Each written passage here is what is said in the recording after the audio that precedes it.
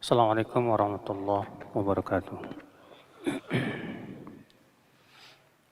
Innal hamdalillah nahmaduhu wa nasta'inuhu wa nastaghfiruh wa na'udzu billahi min shururi anfusina wa min sayyiati a'malina man yahdihillahu fala mudilla lahu wa man yudlil fala hadiya lahu.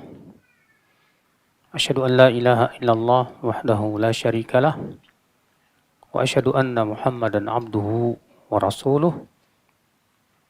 Qala Allah Ta'ala fi kitabihil karim, ya ayyuhalladzina amanu taqullaha haqqa tuqatih wa la tamutunna illa wa antum muslimun, amma ba'd.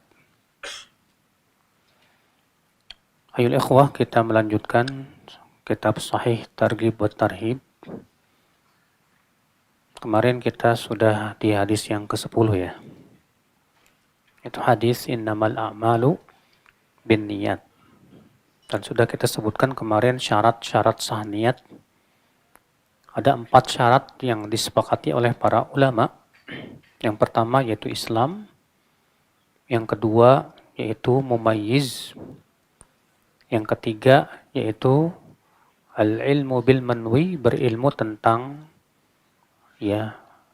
amal ibadah yang diniatkan. Dari sisi hukumnya apa? Yang keempat yaitu adamun munafah bainan niyah wal manwi.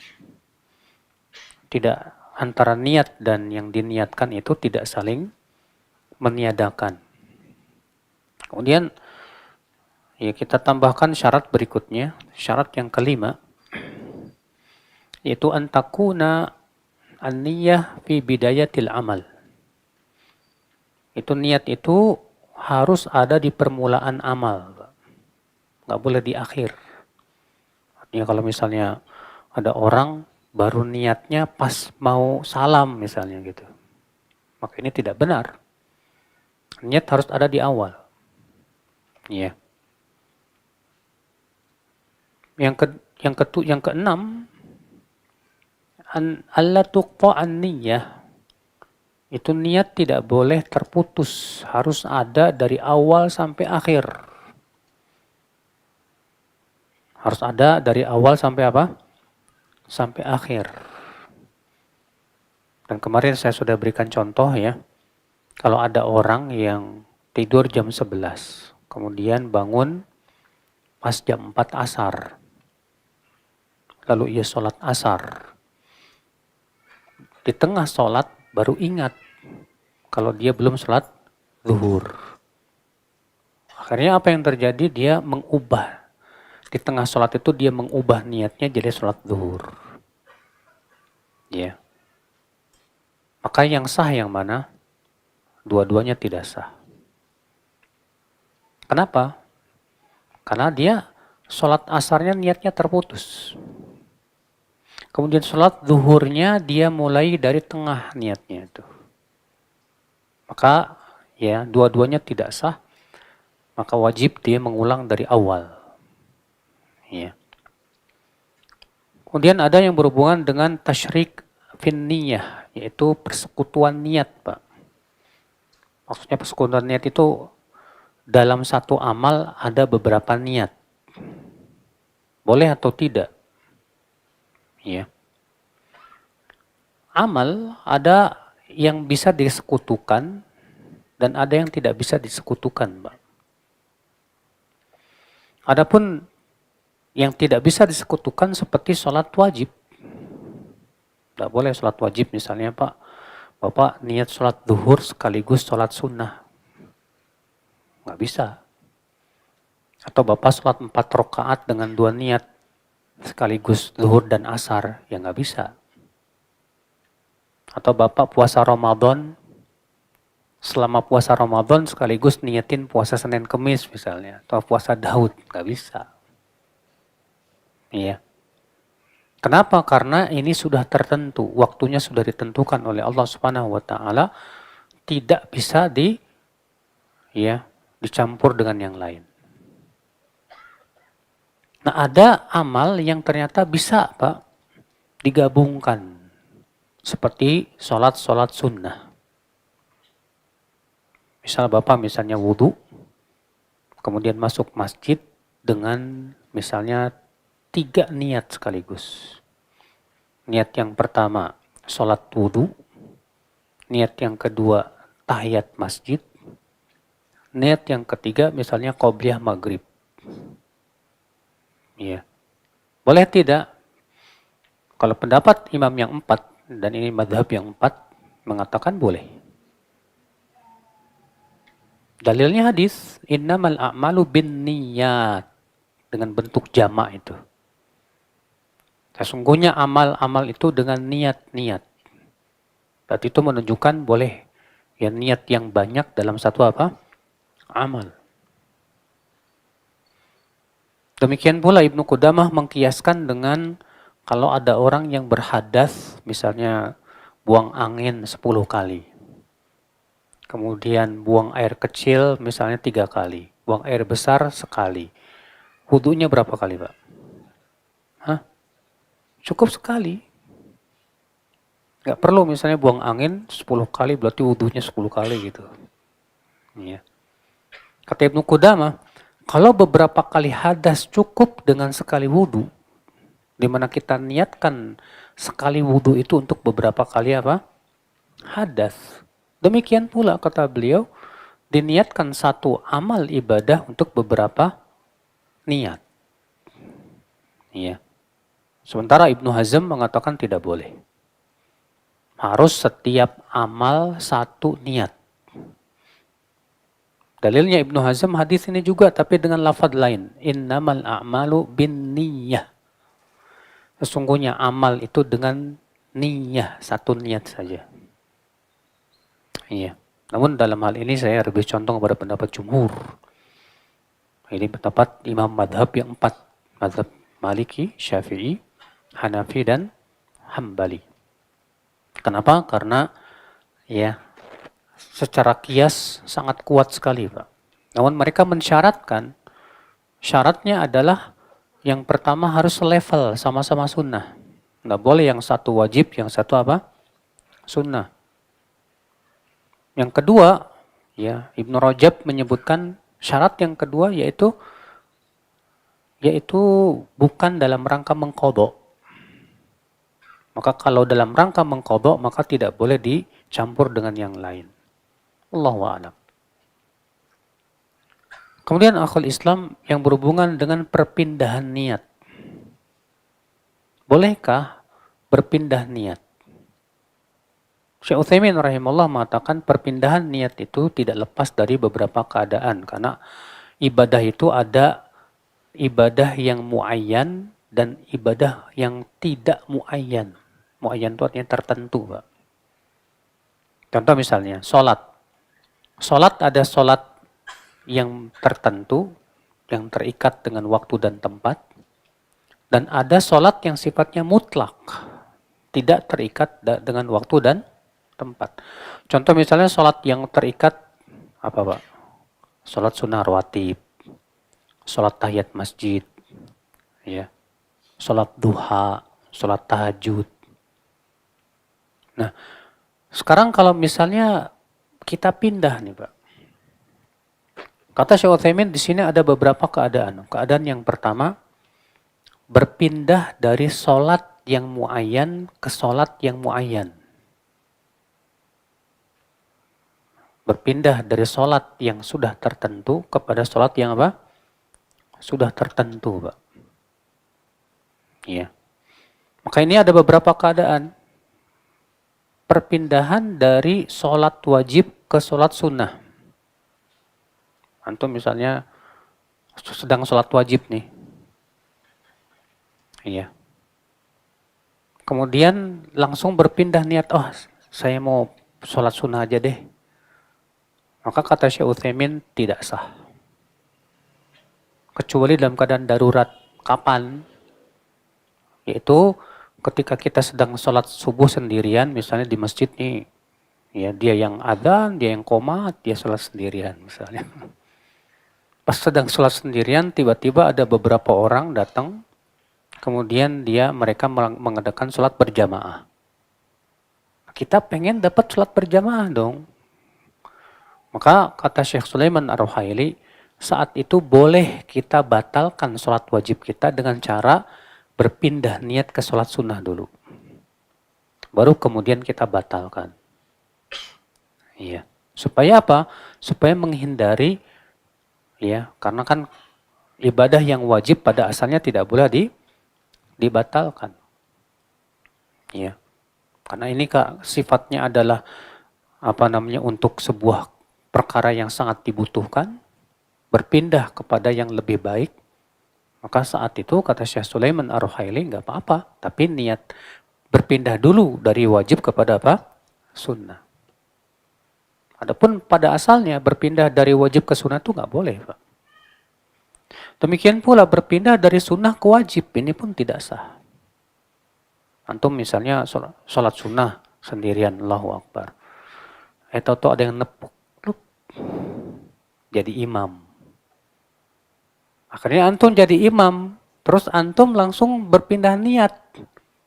Yang tadinya sholat sunnah jadi sholat apa? Wajib. Kata Syekh Utsaimin, ini pun tidak sah. Jadi gimana dong kalau kita sedang sholat sunnah, tahu-tahu ada orang yang bermakmum kepada kita. Maka ini berhubungan dengan apakah boleh perbedaan niat antara imam dan makmum. Imamnya sholat sunnah, makmumnya sholat apa? Wajib. Atau sebaliknya, imamnya sholat wajib, makmumnya sholat apa? Sunnah. Khilaf para ulama memang sebagian mengatakan tidak boleh, namun yang sahih boleh. Berdasarkan hadis bahwa Mu'adz bin Jabal pernah sholat isya bersama Rasulullah SAW. Kemudian beliau pulang ke kampungnya, lalu kemudian di kampungnya beliau diminta jadi imam.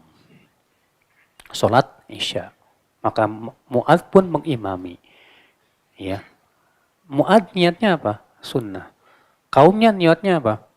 Wajib. Dan ternyata tidak diingkari oleh Rasulullah SAW. Itu hadis sahih diriwayatkan oleh Bukhari dan Muslim. Dan dalam riwayat Abu Daud, Rasulullah pernah selesai sholat berjamaah bersama para sahabat. Lalu tiba-tiba datanglah seorang laki-laki yang belum sholat berjamaah, yang belum sholat, Pak. Lalu Rasulullah bersabda kepada para sahabat yang sudah sholat, "Man yatasaddaq lihada." Siapa yang mau sedekah buat orang ini? Nah, kemudian beberapa sahabat pun jadi makmum dia. Niat sahabat, sunnah. Orang ini niatnya apa? Wajib. Berarti terjadi nggak perbedaan niat, Pak? Terjadi perbedaan niat antara imam dan makmum. Ya. Nah, akhwan Islam, azani Allah wa iyyakum. Nah, ini perpindahan. Kalau perpindahan dari muayyan kepada mutlak. Ya. Dari sholat yang tertentu kepada sholat mutlak. Boleh tidak? Kata Syekh Utsaimin boleh. Kenapa demikian? Karena yang namanya sholat muayyan pasti mengandung niat mutlak. Maka ketika muayyannya yang tertentunya sudah hilang, tersisalah niat apa? Sholatnya secara mutlak. Ya. Adapun perpindahan dari mutlak kepada muayyan, maka beliau mengatakan tidak boleh. Ya Allah alam, ini yang berhubungan dengan perpindahan apa, Pak? Perpindahan niat. Ya. Kemudian saudaraku sekalian, yaitu hubungan niat dengan pahala dan siksa, dengan pahala dan dosa. Ketahuilah, akhi, niat itu sangat erat hubungannya dengan pahala dan dosa, Pak. Karena kata para ulama, la thawaba wa la iqaba illa bin niyah. Tidak ada pahala dan tidak ada dosa kecuali dengan niat. Ya, ada orang sholat, niatnya lillahi ta'ala, ikhlas mengharapkan wajah Allah. Dan sesuai dengan sunnah Rasulullah SAW. Dapat pahala nggak? Dapat. Ada lagi satu orang lagi sholat, tapi niatnya pengen dipuji orang. Sholatnya sambil update status, Pak. Ya. Siaran langsung. Ya. pengen dilihat, wah kalau suaranya merdu dan yang lainnya. Yang seperti ini dapat pahala apa dapat dosa? Dapat dosa karena niatnya. Ya. Ada orang mau mabuk-mabukan. Niatnya mau mabuk. Kemudian dia minum di gelas, dia kira itu arak. Pas diminum air biasa. Dapat pahala apa dapat dosa? Dosa. Walaupun air minum biasa, tapi niatnya masalahnya, Pak. Ya. Sebaliknya ada orang haus, pengen minum dia, aduh, ada air di gelas, minum glok mabuk. Oh, ternyata arak. Enggak tahu. Dosa apa enggak? Enggak dosa. Kenapa? Dia enggak ada niat mabuk-mabukan. Ya. Maka yang menentukan pahala dan dosa itu apa? Niat. Kemudian hubungan antara niat dengan pahala itu ada beberapa poin yang harus diperhatikan. Pertama, Pak, orang yang berniat untuk mengamalkan ibadah, tidak lepas dari dua keadaan. Keadaan yang pertama jadi mengamalkannya, dan keadaan yang kedua nggak jadi. Keadaan yang pertama yaitu orang yang jadi mengamalkan ibadah. Maka kata para ulama, orang yang jadi mengamalkan ibadah, maka dia diberikan oleh Allah pahala 10 sampai 700 kali lipat. Ya, antum berniat mau sedekah, antum berniat mau sholat, kemudian jadi antum melakukan amalan tersebut, maka ditulis oleh Allah pahalanya 10 sampai berapa? Sampai berapa? 700 kali lipat, bahkan lebih dari itu. Sebagaimana dalam hadis riwayat Muslim, bahwa Rasulullah SAW bersabda, Allah Ta'ala berfirman, Inna allaha katabal hasanati wa sayyiat. Sesungguhnya Allah menulis kebaikan dan keburukan. Faman kanat faman hamma bihasanatin fa'amilaha. Siapa yang berniat beramal kebaikan lalu ia jadi mengamalkannya, katabahallahu indahu asyra hasanatin ila sab'i mi'ati dhifin ila adhafin kathirah. Maka Allah tulis untuk dia 10 sampai 700 kali lipat, bahkan lebih dari itu. Artinya apa? Terkadang ada dua orang melakukan ibadah yang sama, tapi pahalanya bisa beda, Pak. Dua orang dua-duanya sedekah dengan uang 10.000. Tapi yang satu hanya diberi pahala 20.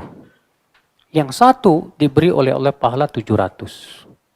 Mungkin? Sangat mungkin. Dua-duanya sholat tahiyat masjid. Tapi yang satu diberi oleh Allah pahala 10, yang satu lagi yang diberi oleh Allah pahala 100. Mungkin? Sangat mungkin. Apa yang bisa membedakannya, Pak? Tentu banyak faktor, Pak. Di antaranya kekhusyuannya, di antaranya keikhlasannya, di antaranya kesesuaiannya dengan sunnah Rasulullah Sallallahu Alaihi Wasallam, ya. Di antaranya keimanan dan ketakwaannya. Itu sangat mempengaruhi sekali, ya, besar kecilnya apa? Pahala. Ya. Keadaan yang kedua, orang yang berniat mengamalkan kebaikan, kemudian nggak jadi. Antum misalnya udah niat mau puasa sunnah, qadarullah nggak jadi.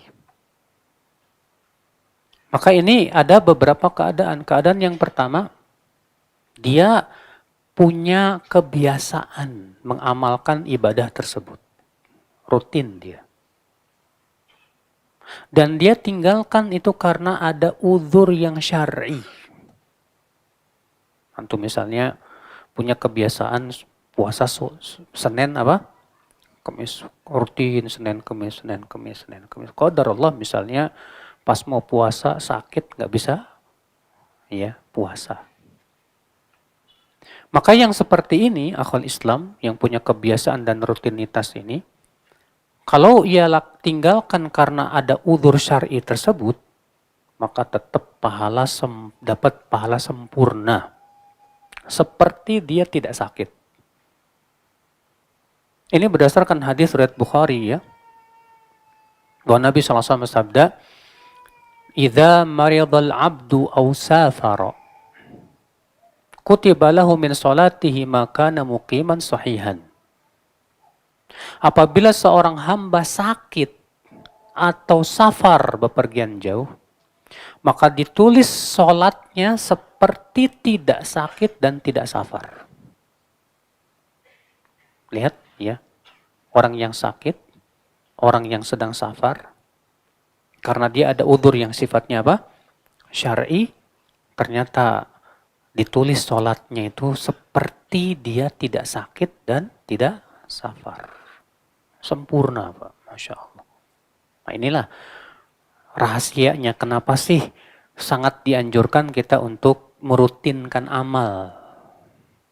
Karena kalau kita merutinkan amal dan qadarullah kita tidak melakukannya karena ada udzur syar'i, tetap pahalanya ngalir terus Pak. Makanya kata Rasulullah SAW, "Inna bil madinati ya rijalan masirtum masiran wala qata'tum wadiyan illa syarakukum fil ajr." Wa fi riwayatin wa illa kanu ma'akum habasahumul udhur. Di kota Madinah, kata Rasulullah, ada beberapa orang yang tidak ikut perang. Namun, kata Rasulullah, tidaklah kalian melewati lembah ataupun perbukitan kecuali mereka bersekutu dengan kalian dalam pahala. Mereka tidak bisa ikut karena ditahan oleh udzur. Karena mereka punya udzur, sementara mereka ingin sekali ikut. Dan mereka sudah punya kebiasaan ikut. Tapi qadarullah tidak ikut karena ada udzur. Ya. Apa yang terjadi? Kata Rasulullah, tidaklah kalian melewati lembah, tidak pula perbukitan, kecuali mereka bersekutu dengan kalian dalam pahala. Masya Allah. Ya. Ini saudaraku sekalian. Makanya para ulama mengatakan ini menunjukkan bahwa niat itu lebih baik dari amal. Orang sebatas berniat saja dapat pahala. Sebatas niat saja. Ya, sebutkan dalam hadis Nabi SAW, arba'atun, innamad dunya li arba'ati nafar. Dunia itu untuk 4 orang, kata Rasulullah. Dunia itu untuk berapa? 4 orang.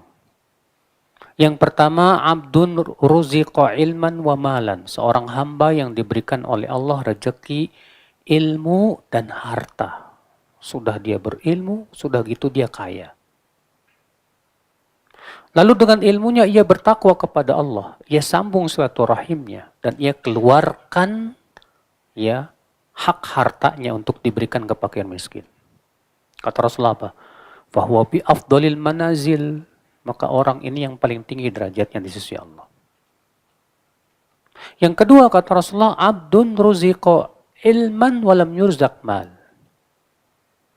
Seorang hamba yang diberikan rezeki ilmu, tapi tidak diberikan rezeki apa? Harta. Wa huwa shadiqun niyah, tapi niatnya benar. Dia berkata, "Lau kana limal, ya la anfaqtu mithla fulan." Kalau aku punya harta kayak si fulan itu, aku akan berinfak kayak dia. Apa kata Rasulullah? Wahuma fil ajri sawa. Maka keduanya dalam pahala sama. Hanya karena apa? Niat. Makanya ya, si Albani pernah berkata begini. Saya berniat kalau saya jadi miliuner, saya akan bangun masjid dan saya akan memberikan pinjaman kepada orang-orang yang ya susah, dan saya akan membebaskan orang-orang yang terjerat riba. Masya Allah. Yes. Kata Syekh Albani, sebatas niat gini aja udah dapat pahala, Pak. Makanya banyak-banyak niat aja. Ya. Banyak-banyak niat, pahala terus. Antum mau makan niatnya ya supaya kuat ibadah untuk melaksanakan hak. Itu dapat pahala, Masya Allah. Iya. Nah ini saudaraku sekalian, azani Allah wa yakum. Nah sekarang, ya, akhwal Islam, kalau ada orang yang berniat berbuat buruk, orang yang berniat berbuat apa? Buruk.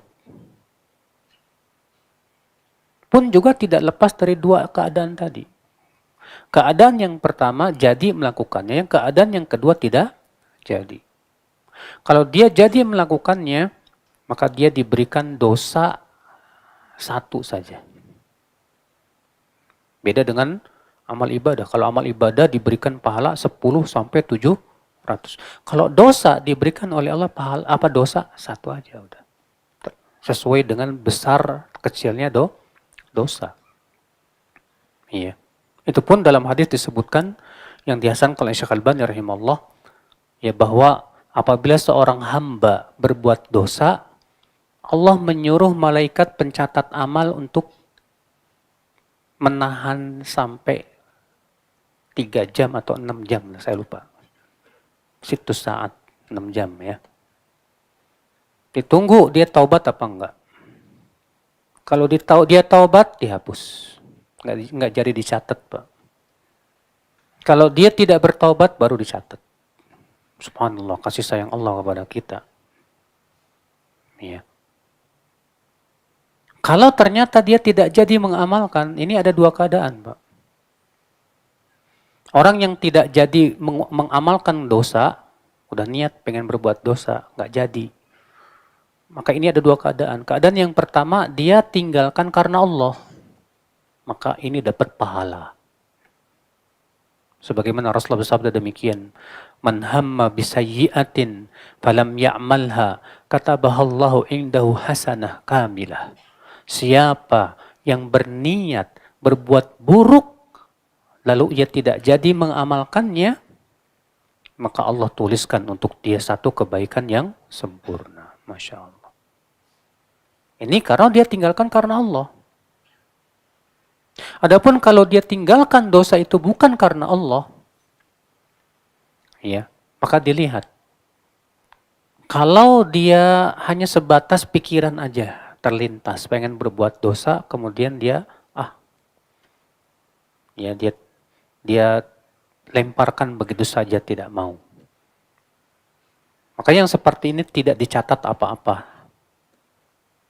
Tidak dicatat apa? Dosa. Sebagaimana dalam hadis riwayat Bukhari dan Muslim. Rasulullah SAW bersabda, Inna Allah tajawaza li an ummati ma haddatsat bihi anfusuha ma lam ta'mal au tatakallam. Sesungguhnya Allah memaafkan untuk umatku apa yang dibicarakan di hatinya selama tidak diucapkan dan tidak dilakukan. Hanya sebatas niat di hati aja untuk berbuat dosa, tapi tidak diamalkan, tidak diucapkan, enggak ditulis apapun juga. Iya. Kalau ternyata dia tidak melakukan dosa itu karena enggak ada fasilitasnya, Pak. Ada orang mau pergi zina, pas sampai tempat perzinahan, rupanya sedang dirazia, Pak. Gak jadi berzina. Maka kata para ulama, dia tetap berdosa. Karena sudah ada usaha mencarinya itu. Ya. Ini akal Islam. Jadi, ya, hubungan antara, niat dengan dosa dan pahala. Dan hubungan niat antara halal dan haram juga kuat, Pak. Yang halal itu bisa menjadi pahala dengan niat dan bisa menjadi dosa dengan niat.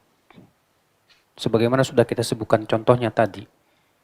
Orang yang minum air putih tapi niatnya pengen mabukan, dosa. Sebaliknya ada orang yang pengen minum air putih ternyata itu arak, nggak tahu, tidak dosa. Ya. Dan yang perlu kita pahami, akhi, yang haram tidak menjadi halal gara-gara niat yang baik. Hanya karena niat yang baik, kemudian yang haram jadi halal. Ini tidak benar. Karena tujuan tidak menghalalkan segala cara. Misalnya ada orang yang korupsi, niatnya pengen bangun masjid. Apakah korupsi jadi halal, Pak? Ya enggak lah. Ada orang ngerampok orang kaya, tujuannya karena mau dibagikan ke fakir miskin. Apakah ngerampok jadi halal, Pak? Tetap tidak halal. Karena tujuan tidak menghalalkan segala cara, nggak boleh. Iya. Ada pemuda berzina sama janda. Ditanya kenapa? Saya niatnya baik kok, kasihan dia kesepian. Apakah niat kesepian kemudian jadi pahala? Ya enggak lah. Tetap itu dosa. Nah, ini saudaraku sekalian. Ya. Nah ini ya yang berhubungan dengan niat. Ya. Pembahasan niat hampir di seluruh masalah-masalah fikih pasti dibahas, Pak. Baik sholat, zakat, puasa, haji, umroh. Demikian pula pernikahan, talak, dan yang lainnya. Ya. Sampai-sampai kata Imam Syafi'i rahimahullah, bab niat ini masuk dalam hampir 70 bab fikih. Kalau ada orang, contoh misalnya, kalau ada seorang suami berkata kepada istrinya, saya cerai kamu. Tapi niat dia bukan untuk menjatuhkan apa? Talak. Niat dia hanya menakut-nakuti saja. Bukan untuk menceraikan. Khilaf para ulama. Apakah jatuh talak apa enggak? Syekhul Islam merojihkan tidak jatuh. Berdasarkan hadis innamal a'malu bin niyat. Ya. Dan banyak lagi itu yang berhubungan dengan masalah fikih tentunya saudaraku sekalian ya. Maka kata Rasulullah SAW, "Faman kanat hijratuhu ila Allah wa rasulih." Siapa yang hijrahnya kepada Allah dan Rasulnya, maka hijrahnya kepada Allah dan Rasulnya dapat pahala. Wa man kanat hijratuhu ila dunya yusibuha aw imra'atin yankihuha fa hijratuhu ila ma hajara ilaihi. Tapi siapa yang hijrahnya karena pengen dapat dunia atau karena ingin menikahi wanita, maka dia dapat sesuai dengan niatnya. Ya. Maka semua perkara masuk dalam ini. Nabi hanya memberikan contoh saja, Pak. Contohnya itu hijrah. Hijrah itu pahalanya besar nggak, Pak? Besar. Tapi gara-gara niatnya salah, nggak dapat pahala. Ada orang hijrah rupanya gara-gara naksir akhwat. Ya, gara-gara dia pengen dapetin akhwat itu, akhirnya hijrah, ngaji ke pengajian. Maka pada waktu itu nggak dapat pahala apa-apa. Iya. Nah, sini ya akhwal Islam. Baik, kita lanjutkan hadis nomor 11. Wa an Aisyah qalat qala Rasulullah sallallahu alaihi wasallam yaghzu jayshunil Ka'bah fa idza kanu bi bayda'a minal ard yukhsafu bi awwalihim wa akhirihim. Qalat qultu ya Rasulullah kaifa yukhsafu bi awwalihim wa akhirihim wa fihim aswaquhum wa man laysa minhum. Qal yukhsafu bi awwalihim wa akhirihim thumma yub'atsuna ala niyatihim. Nanti kata Rasulullah akan ada pasukan yang akan menyerang Ka'bah. Nanti di akhir zaman, Pak. Ya. Ketika mereka berada di sebuah tanah yang lapang, maka Allah tenggelamkan mereka dari awal sampai akhir. Semua ditenggelamkan. Kemudian Aisyah berkata, wahai Rasulullah, bagaimana akan ditenggelamkan dari awal sampai akhir? Sementara di antara mereka ada yang cuma ikut-ikutan saja, bukan mau memerangi apa? Ka'bah. Bisa jadi dia cuma ikut-ikutan aja, pengen tahu jalan, atau mau jualan misalnya, atau yang lainnya, bukan ada niat pengen ikut-ikutan menyerang Ka'bah. Gimana itu ya Rasulullah? Kata Rasulullah semua akan ditenggelamkan. kemudian mereka akan dibangkitkan pada hari kiamat sesuai dengan niat masing-masing. Iya. Hadis ini menunjukkan, Pak, iya, bahayanya kita meramaikan acara maksiat. Sebab kalau ternyata Allah turunkan azab, kena kita di situ. Antum misalnya malam tahun baru, saya sih nggak nantinya ikut-ikutan kok merayakan malam tahun baru, tiup trompet dan yang lainnya. Cuma mau jualan doang. Iya. Mau jualan doang. Kita katakan, hatta antum niatnya jualan, tapi antum masalahnya berada di tempat yang di situ mereka berbuat apa? Maksiat. Kalau Allah turunkan azabnya, antum kena. Makanya kita dianjurkan, Pak, ya, untuk tidak meramaikan tempat-tempat yang di situ ada kemaksiatan, supaya kita tidak terkena azabnya, Pak. Ya, sallallahu alaihi wasallam. Hadis ini juga menunjukkan, ya akhul Islam, itu mukjizat Rasulullah mengabarkan yang akan terjadi di masa depan. Dan ini termasuk perkara yang belum, tanda hari kiamat yang belum terjadi. Di mana Nabi mengabarkan bahwa nanti di akhir zaman akan ada pasukan yang menyerang Ka'bah, kata Rasulullah. Mereka ingin menghancurkan Ka'bah. Ya. Dan ketika mereka berada di suatu tempat, Allah tenggelamkan mereka semuanya. Iya. Dan ini bukan pasukan yang Rasul sebutkan bahwa mereka dari Habasyah. Karena Ka'bah nanti juga di akhir zaman, Pak, akan dihancurkan oleh orang Habasyah nanti, Pak. Iya. Kata Rasulullah, akan ada orang Habasyah yang akan menghancurkan Ka'bah, ya, sedikit demi sedikit sampai mereka mengeluarkan harta karun dari Ka'bah. Dan semenjak itu orang tidak akan ada lagi yang haji. Kapan itu? Nanti di akhir zaman. Ya, sebelum tegaknya hari kiamat. Ya.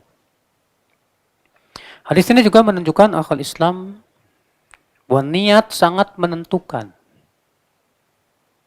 Di mana orang yang disebutkan dalam hadis ini yang ikut ditenggelamkan oleh Allah, nanti di hari kiamat akan dibangkitkan sesuai dengan niat masing-masing. Maka berarti, akhi, itu menunjukkan penting sekali, Pak, agar kita dibangkitkan dalam keadaan niat kita baik, dalam keadaan baik, maka hendaknya kita terus memperbaiki niat kita, Pak. Makanya nasihat Imam Ahmad kepada anaknya yang bernama Saleh. Apa kata beliau? Ya bunai, hai anakku, inwi khairan, selalulah kamu berniat kebaikan. Sebab ketika kita selalu berniat kebaikan, disitulah kita dapat apa? Pahala yang kalau qadarullah kita meninggal, kita akan dibangkitkan sesuai dengan niat kita. Iya. Kalau ada orang sholat, niatnya ria, ya dibangkitkannya seperti itu. Kalau ada orang yang, ya, pergi ke pasar, niatnya karena ingin mencari nafkah, dan qadarullah, ya, kena musibah, dia akan dibangkitkan dengan niatnya seperti itu, kebaikan. Hadis nomor 12. Wa an Anas bin Malik radhiyallahu anhu qala raja'na min ghazwati Tabuk ma'an Nabi sallallahu alaihi wasallam faqala inna aqwaman khalfana bil Madinah ma salakna syi'ban wala wadiyan illa wa hum ma'ana habasahumul udhru.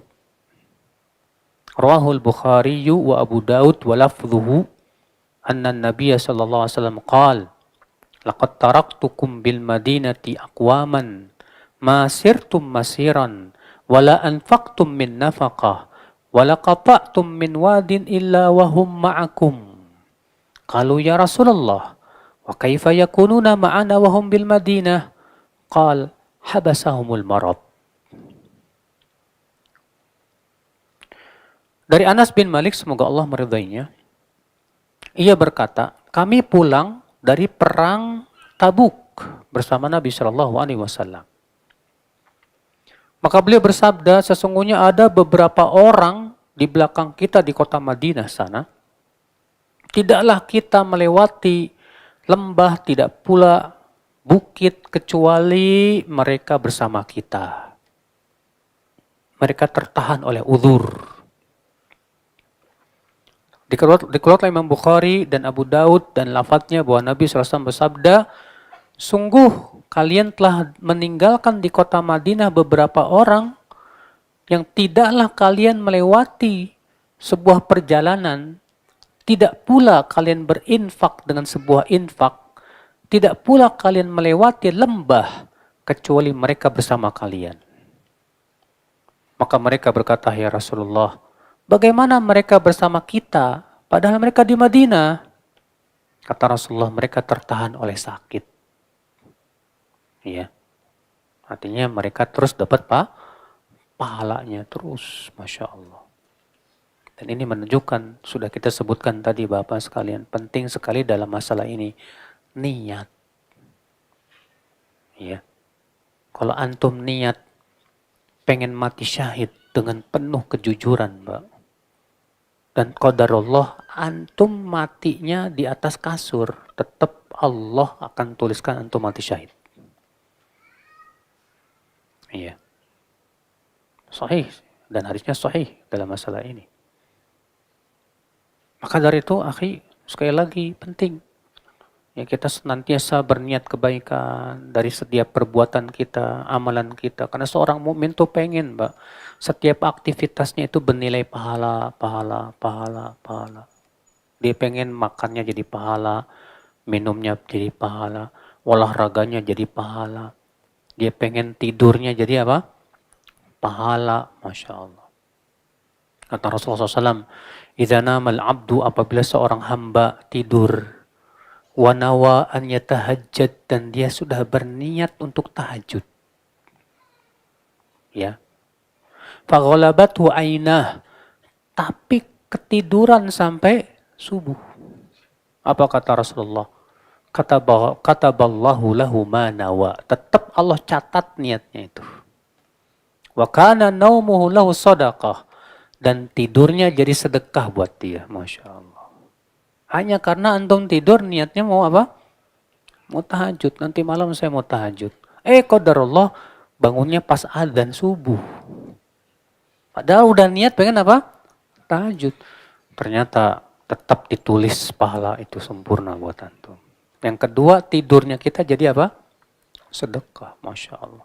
Makanya Abu Darda berkata apa? Ya habbadha naumul aqyas. Ya. Wa iftaruhum. Kaifa yagbinuna alhamqa, ya, fi saharihim wa wasiyamihim. Sungguh sangat bagus sekali, kata beliau. Sungguh sangat bagus sekali tidurnya orang yang cerdas itu dan tidak berpuasanya mereka. Bagaimana kok bisa mengalahkan, ya, orang bodoh yang ibadahnya semalam suntuk dan puasa terus-menerus. Ya. Itu Pak, kalau orang pintar, orang berilmu itu paham, walaupun dia tidur tetap dapat pahala. Yang satu sholat tahajudnya semalam suntuk nih, habis sholat isya sampai subuh nggak tidur, tahajud terus. Yang satu tidur di awal malam, bangun sepertiga malam, tidur lagi seperenam malam, karena dengan niat ngikutin sunnah Rasulullah Sallallahu Alaihi Wasallam. Sebutkan dalam hadis begitu. Kata Aisyah, kana Rasulullah SAW yanamu awwalal lail. Adalah Rasulullah SAW tidurnya di awal malam. Wa yaqumu thuluthahu, dan bangun di sepertiga malam terakhir. Wa yanam, ya, dan tidur di seperenam malam terakhir. Sekarang mana yang lebih besar, Pak? Antara orang yang tahajud dari semalam suntuk, nggak tidur sama sekali, dengan orang yang tidur di awal malam, tahajud di sepertiga malam, dan tidur lagi seperenam malam. mana yang lebih besar pahalanya? Kita katakan yang lebih besar pahalanya yang sesuai dengan sunnah Nabi. Kok ini kan sholatnya semalam suntuk loh. Hatta dia semalam suntuk. Bukankah Nabi mengingkari sebagian sahabat yang sholatnya semalam suntuk? Nanti Nabi malah mengingkari. Ya, sebagainya. Disebutkan bahwa ada 3 orang datang ke istri-istri Nabi SAW. Dan menanyakan bagaimana ibadahnya Rasulullah SAW. Lalu kemudian mereka, yang satu berkata, Pak, saya mau sholat semalam suntuk. Yang satu lagi berkata, saya mau puasa terus menerus. Yang satu lagi berkata, saya nggak mau nikah, saya mau ibadah aja. Ternyata sampailah ucapan ini kepada Rasulullah. Maka Rasulullah mengingkari ucapan 3 orang ini. Iya. Nah demikian, karena sudah Isya, kita azan dulu. Setelah azan kita tanya jawab. Nah.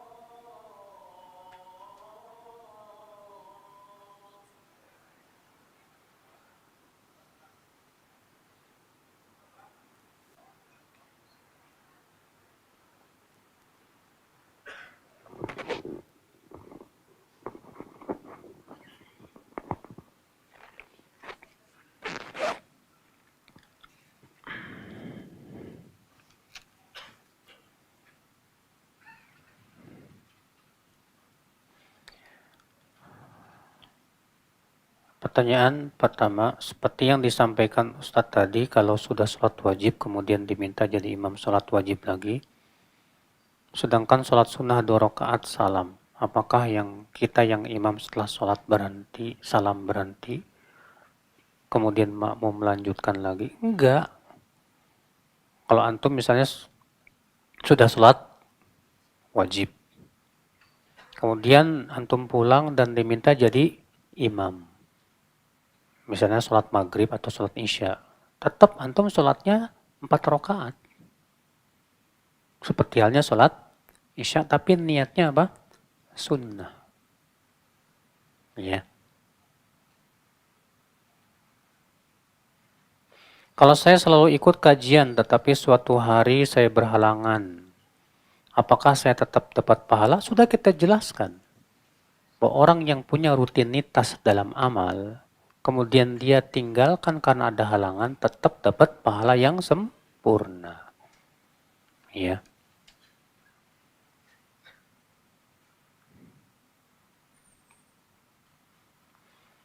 Jika kita niat untuk memisahkan pasangan suami istri yang menikahnya karena dipelet, dosa enggak ya?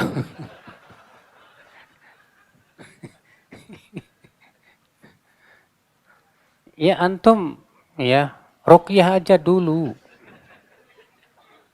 Setelah misalnya yang dipeletnya sadar, sembuh dari peletnya, ditanya, ya kamu masih cinta sama dia? Kalau dia bilang, ya udah nggak apa-apa, ya udah. Ada apa kemudian antum memisahkan? Ya, kecuali kalau memang suaminya itu nggak sholat misalnya, ya suka berbuat maksiat misalnya. Saya pekerja kantor, di sisi lain juga penuntut ilmu. Saya merasa gundah karena lingkungan kantor saya yang banyak maksiat. Saya masih ingin belajar ilmu syar'i secara terstruktur, seperti di Madinah dan di Yaman. Mohon nasihatnya. Coba aja daftar. Ya, di Madinah kan setiap tahun ada pendaftaran tuh. Ya, bisa antum dengan murasalah kirim surat misalnya. Atau antum ada kesempatan umroh ke sana kemudian daftar. Ya, kalau memang masih ada keinginan. Tapi masalahnya antum sudah bisa bahasa Arab belum? Kalau belum bisa, nah coba. Ya sekarang antum perbagus bahasa Arabnya, belajar bahasa Arab terus ya. Kemudian antum bisa coba daftar ke sana. Kalau di Saudi enak Pak, kuliah itu digaji Pak. Ya, saya dulu waktu kuliah per bulannya digaji 850 real. Makanya banyak teman-teman yang pas liburan pada nikah. Ya, karena ya itu tiap bulan digaji. Sebagian buat makan, sebagian buat istri dikirim. Ya.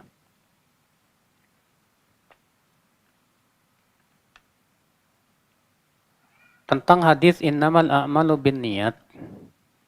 Apakah benar hadis ini termasuk hadis ahad? Benar sekali.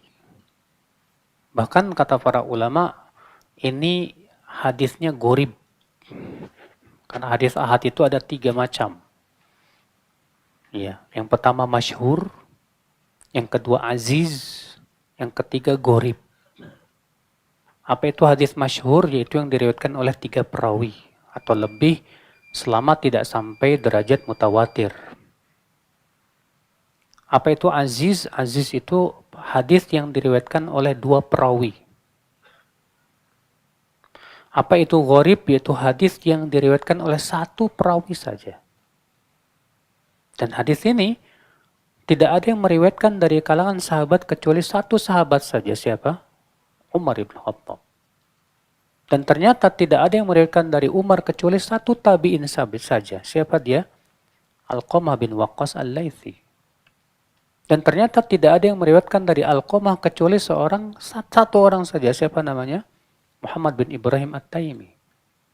Dan tidak ada yang meriwayatkan dari Muhammad bin Ibrahim At-Taimi kecuali 1 orang saja. Siapa? Yahya bin Sa'id Al-Ansari. Nah, dari Yahya bin Sa'id Al-Ansari puluhan yang mengambil. Makanya kata para ulama, hadza haditsun gharib. Ya. Imam Bukhari memulai sahihnya dengan hadis gharib dan mengakhiri sahihnya dengan hadis gharib lagi. Seakan Imam Bukhari ingin membantah pendapat kaum Mu'tazilah yang menolak hadis ahad. Ya. Saya pernah membaca jika hadis ini sepertiga Islam. Tolong jelaskan Ustadz, mengapa disebut sepertiga? Bahkan ada yang mengatakan setengah Islam. Bukan sepertiga lagi, Pak. Hadis innamal a'malu binniyat itu setengah Islam. Kenapa? Karena Islam tidak lepas dari dua. Ya, amal hati dan amal anggota badan. Sedangkan niat itu amal apa? Hati. Ya. Sebagian lagi ulama mengatakan bahwa agama kita ini ya diatur oleh 3 hadis. Berkutat pada 3 hadis. Makanya disebut dengan sepertiga. Yang pertama hadis innamal a'malu binniyat. Yang kedua hadis man amila amalan laisa alai amruna fahuwa raddun. Yang ketiga hadis innal halala bayyin wa innal harama bayyin. Itu adalah dalam Arba'in Nawawiyah semuanya ya. Iya. Apakah niat yang baik dapat mempengaruhi kadar dosa dari perbuatan bid'ah? Artinya kalau ada orang berbuat bid'ah dengan niat yang baik. Ada orang yang berbuat bid'ah dengan niat apa? Yang baik. Syekhul Islam Taimiyah memberikan perincian dalam masalah ini. Kalau orang tersebut orang yang bodoh, gak paham, dia kira ini amalan yang sunnah. Dia kira ini amalan yang sunnah. Kemudian dia mengamalkan dengan niat dapat, maka yang seperti ini kata Syekhul Islam bisa jadi Allah berikan pahala dengan niatnya. Karena kebodohannya itu Allah maafkan. Adapun mereka yang tidak bodoh dan sudah dijelaskan kepada dia bahwa itu bid'ah, tetap saja diamalkan karena ngikutin hawa nafsu, maka ini jelas dapat dosa. Ya, Allahu a'lam. Itu yang diperinci oleh Syekhul Islam Taimiyah rahimahullah yang saya ingat dalam kitab Majmu' Fatawa. Allahu a'lam, sepertinya sudah tidak ada yang bertanya lagi. Kita tutup. Subhanakallah bihamdik. Asyhadu an la ilaha illa ant. Astaghfiruka wa atubu ilaik. Assalamualaikum warahmatullahi wabarakatuh.